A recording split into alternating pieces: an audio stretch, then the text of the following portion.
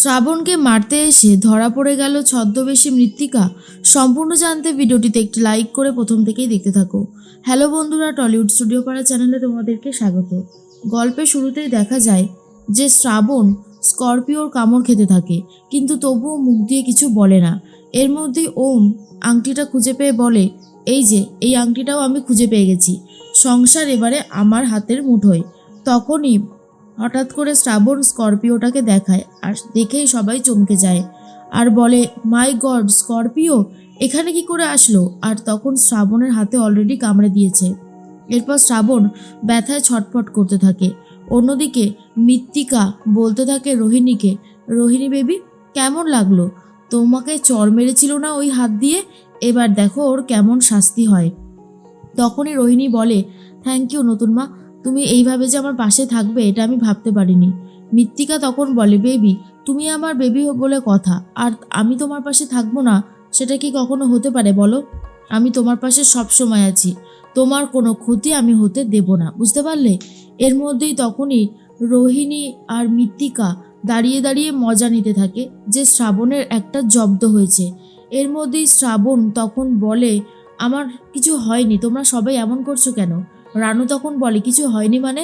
আমরা সবাই স্পষ্ট দেখতে পাচ্ছি তোমার হাতে ওই স্করপিওটা কামড়ে দিয়েছে, আর তুমি বলছো যে কিছু হয়নি। কাঁকড়া বিছের কামড় জানো কতটা ভয়ঙ্কর হতে পারে?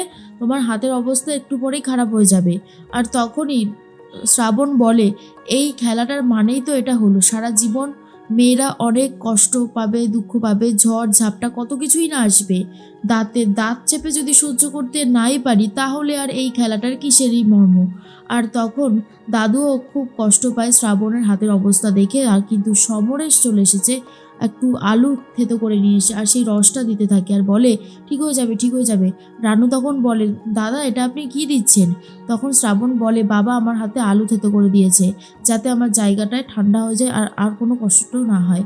তখনই দাদু বলে, সত্যি সমরেশ, তোকে দেখছি ততই অবাক হয়ে যাচ্ছি। সব কিছুই সম্ভব হয়েছে নাথ বৌমার জন্য, না হলে তো তুই ঘর থেকে বেরোতেই পর্যন্ত চাইতিস না, ঘরে বন্দি করে রাখতে হতো।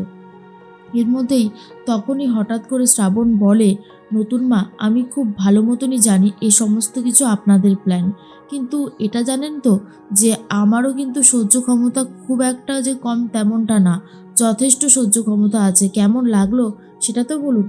আর তখন কোনো কিছু বলতে পারে না। রোহিণী বলে, এই শোনো, বেশি না কথা বলো না, তুমি আবার বেশি বেশি কথা বলতে এসেছে। তখনই শ্রাবণ বলে, রোহিণী কি বলবো আর, নতুন মার তো দলের সঙ্গী কম পড়েছিল, তাই তোমাকে আর অভিকে দলে টেনে নিয়েছে। কিন্তু নতুন মা যদি নিজের মতোই চেষ্টা করতো, তাহলে হয়তো দাদু অনেক দিন আগে নতুন মার হাতে সমস্ত সম্পত্তি তুলে দিত।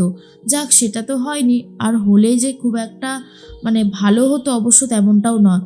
মৃত্তিকা তখন বলে, শ্রাবণ, তুমি কিন্তু আমাকে অপমান করছো, তুমি জানো তো তুমি কাকে অপমান করছো? শ্রাবণ তখন বলে, বাপরে, জানি না আবার? আমি স্বয়ং মৃত্তিকা ঘোষকে অপমান করছি, আর মৃত্তিকা ঘোষ আমার সাথে কি করলো? তখন মৃত্তিকা বলে, বেশ করেছি, ওই কাঁকড়া বিছেটা কামড়ে অবস্থা তোমার খারাপ করে দিয়েছে, সেটা তো তুমি বুঝতে দাওনি ঠিকই, বাট নিজে তো কষ্ট পেয়েছো। শ্রাবণ তখন বলে, আমি কষ্ট পেয়েছি সেটা আপনাকে কে বললো? আমি খুব একটা কষ্ট পাই না, জানেন তো, সব কিছুই সহ্য হয়ে গেছে। এরপরে শ্রাবণ ঘরে চলে যায়। আর রানু তখন বলে, ওম, আজকে কিন্তু তোমাদের কাল রাত্রি, কেউ কারোর মুখ দেখবে না, মনে থাকে যেন। ওম দোলনায় শুয়ে শুয়ে ড্রিঙ্ক করতে থাকে আর ভাবতে থাকে পুরোনো দিনের কিছু কথা। আর এইদিকে শ্রাবণও বসে বসে ভাবছে তার দিদির মেয়ের কথা, দিদির কথা, সব কেমন ছিল আর কেমন হয়ে গেছে, এই সমস্ত কিছুই ভাবতে থাকে। এরপরে শ্রাবণ হঠাৎ করে ভাবে দরজাটা কেউ ধাক্কা দিল। এসেছে ওম। ওম এসে আর কিছু বলে না। শ্রাবণ বলে, কে এসেছে? কে? আজকে আমি দরজা খুলবো না। ওম তখন বারবার করে ধাক্কা দিলেই শ্রাবণ দরজাটা খুলে দেয়। শ্রাবণ তখন বলে, এ কি মিস্টার ঘোষ, আপনি এখানে কেন এসেছেন? বলুন, বলুন, এখানে কেন এসেছেন আপনি?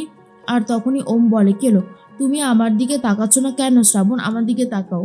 শ্রাবণ তখন বলে, না, আমি আপনার দিকে তাকাবো না, কোনোভাবেই তাকাবো না। ওম তখন বলে, কেন তাকাবে না?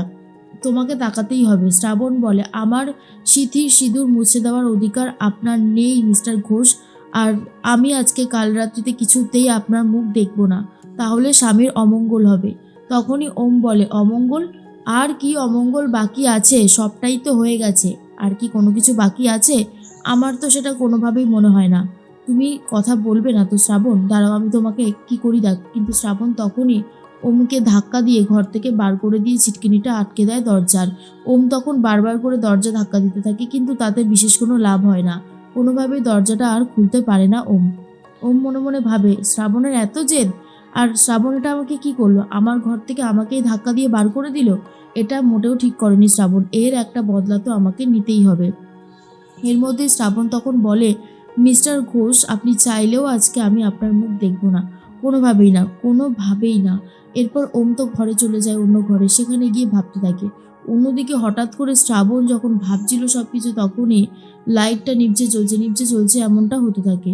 এরপর ছদ্মবেশী সেই মাস্কম্যান চলে এসেছে, যাকে দেখে শ্রাবণ ভয় পেয়ে যায়। শ্রাবণ ভুল করে দরজাটা খুলে দেওয়াতেই সে ভেতরে চলে এসেছে। শ্রাবণ প্রথমে ভেবেছিল ওম হয়তো এসেছে, কিন্তু না, এবারে এসেছে সেই ছদ্মবেশী। আর তারপরে সে শ্রাবণকে মারতে চায়। শ্রাবণ কোনো রকমে পালিয়ে পালিয়ে বেড়াচ্ছে। সুযোগ বুঝেই সে দরজার ছিটকিনিটা আটকে দেয়। এরপর শ্রাবণ কোনোভাবেই আর পালাতে পারছে না।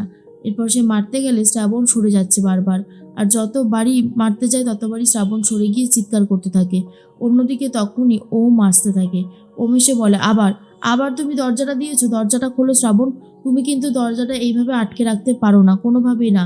দরজাটা খুলে দাও, যেভাবে হোক খোলো দরজাটা। কিন্তু এদিকে শ্রাবণের সাথে তো খারাপ কিছু ঘটেই চলেছে। সেই মাস্কম্যান শ্রাবণকে মারার চেষ্টা করছে, কোনোভাবেই মারতে পারছে না। শ্রাবণ তো একটা সময় গিয়ে ছেড়েই দেয় সব কিছু, কিন্তু ওম চলে আসায় সেই মাস্কম্যান সেখান থেকে পালিয়ে যাওয়ার চেষ্টা করে। এরপর সারা ঘরে একটা গ্যাস ছড়িয়ে দিয়ে চলে যায়। ওম যখন ঘরে ঢোকে তখন বুঝতে পারে না যে এটা কি করে সম্ভব হলো, এত ধোঁয়া কিসের। আসলে ওমকে ভেতরে ঢুকতে তো হবে, তার জন্য সেই মাস্কম্যান ইচ্ছে করে একটা সাদা ধোঁয়া সৃষ্টি করে দিয়েছিল, যাতে ওম দেখতে না পারে আর মাস্কম্যান এই সুযোগে পালিয়ে যেতে পারে। কিন্তু পালিয়েই বা কোথায় যাবে, সে ধরা তো পড়বেই। এদিকে শ্রাবণ ভয় পেয়ে যায়, বলে, মিস্টার ঘোষ, আপনি এসেছেন, আমাকে বাঁচান মিস্টার ঘোষ, আমাকে বাঁচান। ওম তখন বলে, কি হয়েছেটা কি? তুমি এইভাবে চিৎকার করছিলে কেন? আর এই ঘরের এই অবস্থা কে করলো? তখনই শ্রাবণ বলে, ওই মুখোশধারী মানুষটা। আমি তো কারোর কোনো ক্ষতি করিনি, কি তাহলে কে আমাকে মারতে চাইছে এইভাবে? আমি তো এক্ষুনি শেষই হয়ে যাচ্ছিলাম। যদি নিজেকে না বাঁচাতাম তাহলে অনেকক্ষণ আগেই শেষ হয়ে যেতাম। ওম শ্রাবণের কোনো কথাই বুঝতে পারে না। শ্রাবণ মিথ্যে বলছে এটাই হয়তো ভাবছে, কিন্তু শ্রাবণ জানে যে তার সাথে ঠিক কী ঘটেছিল। অন্যদিকে যে মাস্কম্যান রয়েছে, সে তার মাস্কটা খুলে ফেলতেই আসল রূপটা দেখা যায়। সেটা আর কেউ না, সেটা হলো মৃত্তিকা। মৃত্তিকা নিজেই শ্রাবণকে তার রাস্তা থেকে সরিয়ে দিতে চায়, কারণ শ্রাবণ একটু একটু করে সমরেশকে ভালো করে দিচ্ছে, আর ঘোষবাড়ির সম্পত্তি নেবে বলে ঠিক করেছিল, তার জন্যই আরও বেশি রেগে গেছে মৃত্তিকা শ্রাবণের উপর। তাই শ্রাবণকে রাস্তা থেকে সরিয়ে দিতে এই পরিকল্পনাটা নিয়েছে।